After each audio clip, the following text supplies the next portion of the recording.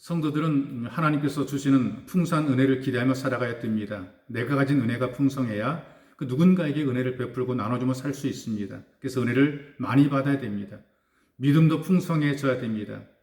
하나님께서 주시는 복으로 우리가 넘쳐 흐르는 풍성함을 누리고 살아가야 됩니다.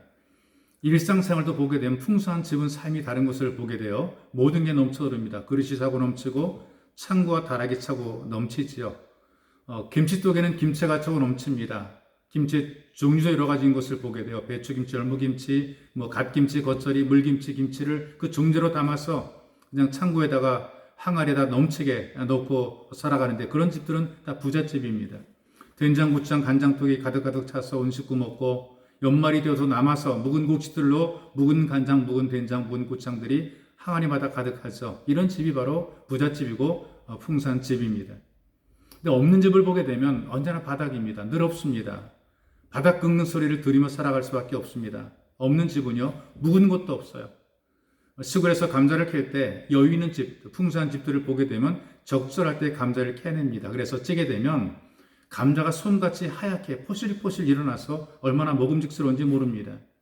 근데 이 가난한 집의 감자는 새알만 할 때, 아주 작을 때 벌써 캐서 먹어버립니다.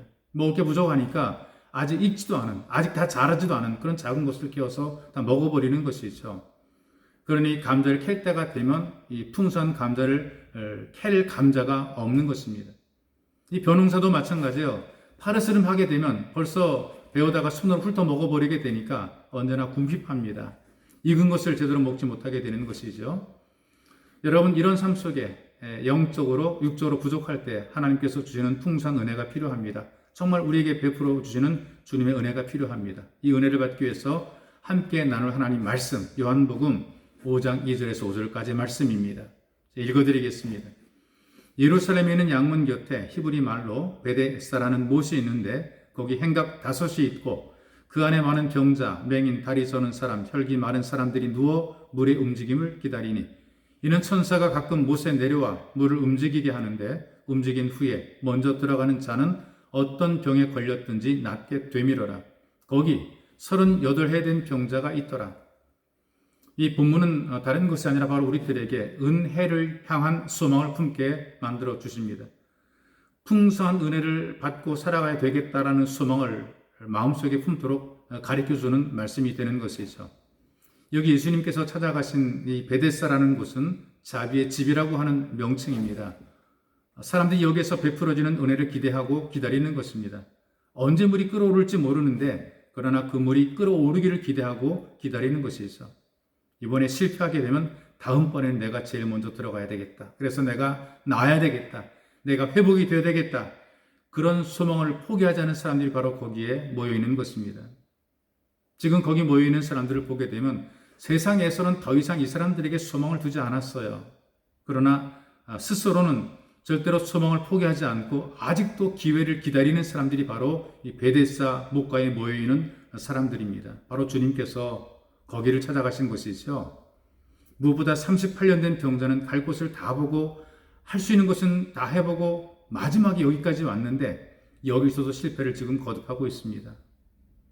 이쯤 되게 되면 다 끝났다, 나는 끝났다 이렇게 생각할 터인데 아직까지도 소망을 포기하지 않고 자기를 물속에 넣어 달라고 할 정도로 삶에 대한 애착과 강력한 소망이 있었어요. 은혜에 대한 소원을 버리지 않고 있었던 것이죠. 바로 예수님께서 이 사람을 만나 주십니다. 성경 잠언 8장 17절에 이렇게 말씀하십니다.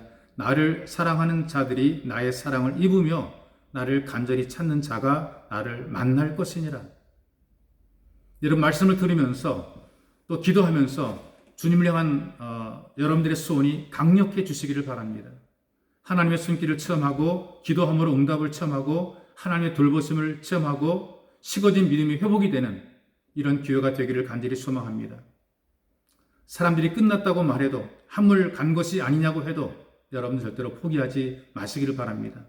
바로 예수님께서는 우리에게 오십니다.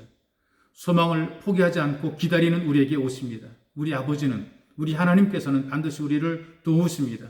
이 믿음을 가지고 나도 은혜 받아야 산다. 이런 소망을 포기하지 마시기를 주님의 이름으로 축복합니다. 살아계신 하나님, 주님께서 우리를 부르시고 우리 마음속에 은혜에 대한 소망을 품도록 도우시니 고맙습니다. 하나님, 때때로 눈에 보이는 것과 귀에 들리는 것이 막막하고 힘들고 어렵지만, 그리고 어떻게 살아야 될지 앞길이 깜깜하지만, 하나님 내게 베풀어주는 은혜의 손길이 있기에 은혜를 기대하고 은혜를 갈망하고 은혜를 소망하며 우리가 주 앞에 기도하고 간구하며 이 소망을 버리지 않도록 도와주시고, 하나님의 손길이 내게 임할 때까지 결코 포기하지 않도록 은혜와 능력을 덧입혀 주옵소서. 보배로 오신 예수님의 이름으로 기도하옵나이다. 아멘.